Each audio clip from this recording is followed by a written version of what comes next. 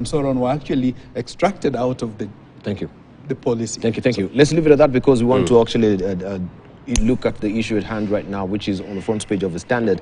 But to act as a segue, let's just listen in to what really happened in Parliament yesterday regarding Telkom and this eye-popping figure of 400 million shillings that was paid to John Ngumi. The ongoing probe into the buyback of Telkom Kenya, which saw the government pay out 6.1 billion shillings to Jamhuri Holding, continues to unravel. Lawmakers today learned that Jamhuri Holdings Limited, a subsidiary of Helios Investment, acquired 60% stake just a few months after it was formed. But more curious for the lawmakers were the revelations earlier this month that Helios spent between 600 million and 700 million shillings on advisory services to broker the deal. Enter Eagle Africa Capital Executive Director John Ngumi, who earned 350 million shillings for his financial advisory role. Or from an audit perspective, you started working on this matter on the 1st of April 2022, and you got paid around November or December 500 million shillings. So I was paid because I'm the best in the business, because I give them advice, because they value the advice. And please also remember that it was not me imposing a fee on them. It was me telling them, if you are that desperate to leave Kenya and you want something out of your misadventure in Kenya insofar as Telkom is concerned, and you want me to put my 35 years of experience and working and running into play, I'm sorry, I have other things to do. Make it worth my while. Ngumi painting a rather unfortunate picture of what transpired during the negotiations before Jamhuri and Helios opted to leave the country, hinting that should he have not entered the picture, Telkom Kenya might have collapsed. I stopped Helios from taking precipitate action, which would have wrecked Telkom Kenya. I stopped Helios from going to court. I stopped Helios from going for international arbitration. That was advice. If that advice to Helios, with hindsight, when we were negotiating the contract, was extremely important. Because if they had done what they were going to do, they were going to be the African investor who had taken one of Africa's leading governments to court. As more witnesses appear before the Joint Parliamentary Committee probing the Telkom transaction, the question that now emerges is what was the target of Helios and Jamhuri Holdings Limited going into the investment, and who dropped the ball that saw the taxpayers spend over 6 billion shillings in the buyback. A very angry company. This company felt it had come to Kenya on the basis of certain undertakings to do with policy and regulatory reforms and changes. It had come to Kenya on the basis that given those, they would have a business. Those undertakings, for whatever reason, in their view, had not been met. But the question that now begs is if Helios was ready to be paid in a 5-year spread, what necessitated the rushed payments? Jimmy Mbogo, KTN News. All right, so Governor Nderitu, you think this is a non-issue? It's a complete non-issue and a sideshow. Now, first of all, who is paying for the advisory service? You see, the issue here that is taxpayer money being used. Now, who is paying? Now, if the person procuring the advisory service, Jamhuri Holdings, is paying an investment advisor or transaction advisor, that has nothing to do with Kenyan taxpayer money. Yeah. Now, the Kenyan Treasury or Kenya government decides to buy or enter into a transaction to buy back Telkom. The shareholder of Telkom gets advisor or advisory service or whatever from a party X. I mean, what would you, this is what commercial transactions are about. Now, if the issue is that the Treasury paid for advisory services, yeah, but That's not the issue.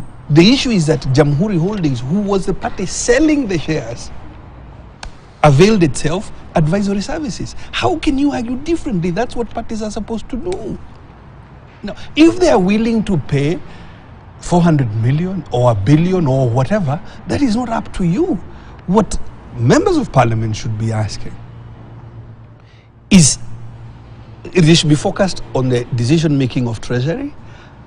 Why do you want to buy this particular asset?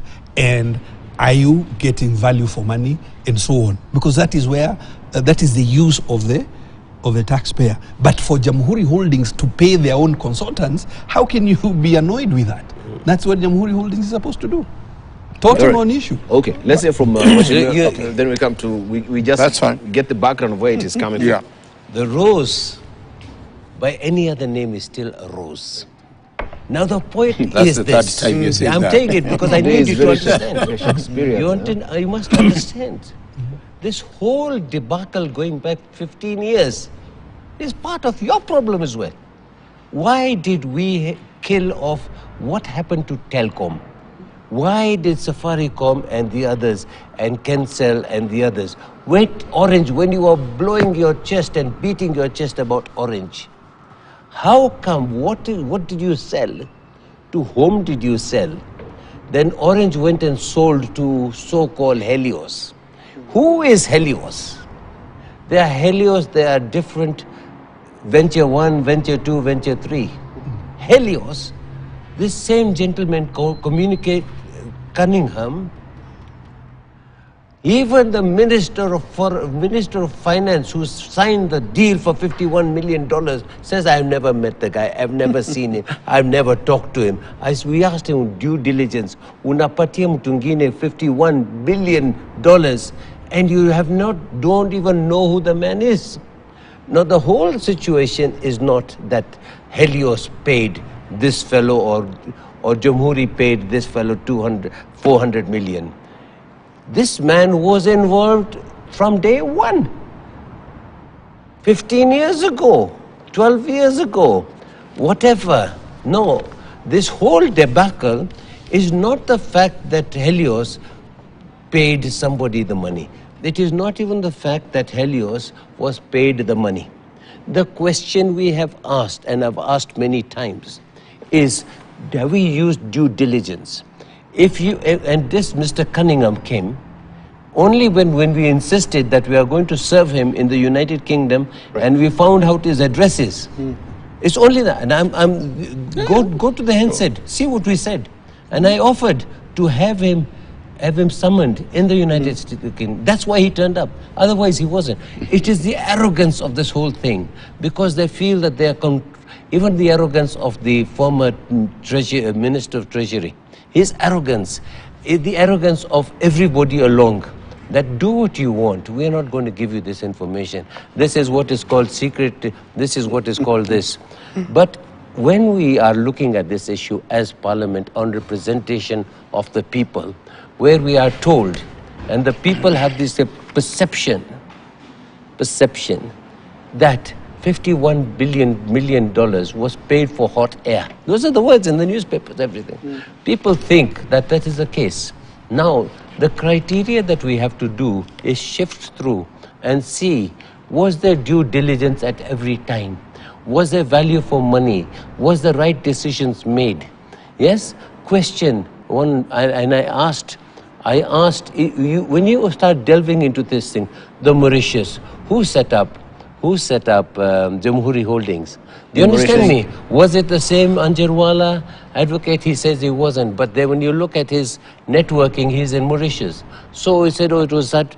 There's so much what is called cloak and dagger. Please, let me finish. You don't even know who Jamhuri is. Then when you start looking at Jamhuri and you find Helios 100%, and you go to Helios and you find a guy called Olunga, the former, he was two Kenyans who have then made directors to Telcom, one somebody core, yes, from ex-Kenyan.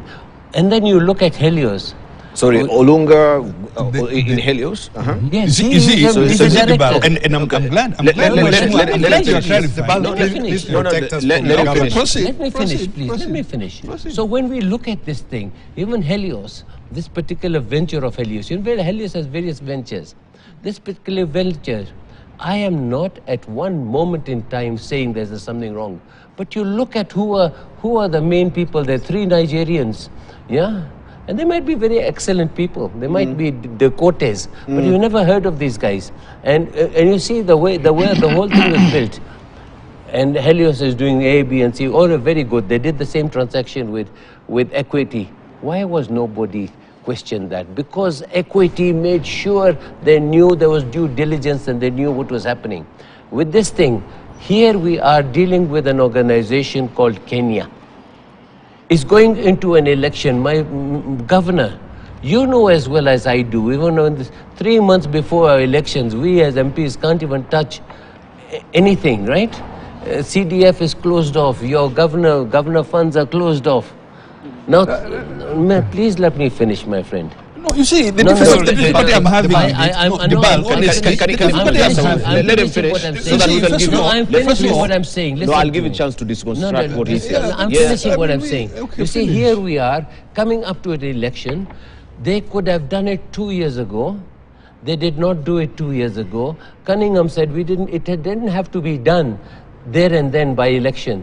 The question we even asked the advisors was, why on the 27th of July are you paying when you know the election's coming and there's going to be a new government? Was the new government involved? Look at the United States. When there's two, you know, they bring the parties. This was a decision that could have taken place after the election. Here is the gentleman telling us they could have even taken installment payment. You know, when somebody who owes you owe money to, and is saying, okay, I will take money like this, I'm very flexible on this thing, I'll let's try to do something, and you yourself want to pay, no, let us pay you now. This question is, who is actually behind this whole proposal? So we are trying to look into the issue of who's behind the proposal. Who is that blind owner? And then when this gentleman comes, Mr. Ngumi, a person we've known and respected in this country for a long time and a banker of... Who have been inspected? Him. Allow me also No, to... Just a let me moment. finish. He comes in here with the arrogance that he shows to the committee. And he says, I was paid because I was smart, 400 million. What smartness? Now we asked, out of the 51 billion, and I'm finishing, out of the $51 million, $4 million was given to management transactions. $4 million. So Helios decided that this thing was so good that because it got their money, they are going to return $4 million to other people. Whether it was the election, those other guys. We asked these guys. I asked Mr. Karim Anjawala. He told me that his father was in the LegCo. I said, listen, if I was you, and I'm not you, if I was you, would I not have advised them, let's wait until after the elections so that no questions are asked? That's your job. This guy Ngumi, could I have waited after the election? No. So we are saying whether it might be a clear transaction or not, there is a lot of skeletons in this thing. And this arrogance of Mr. Ngumi goes nowhere to help us.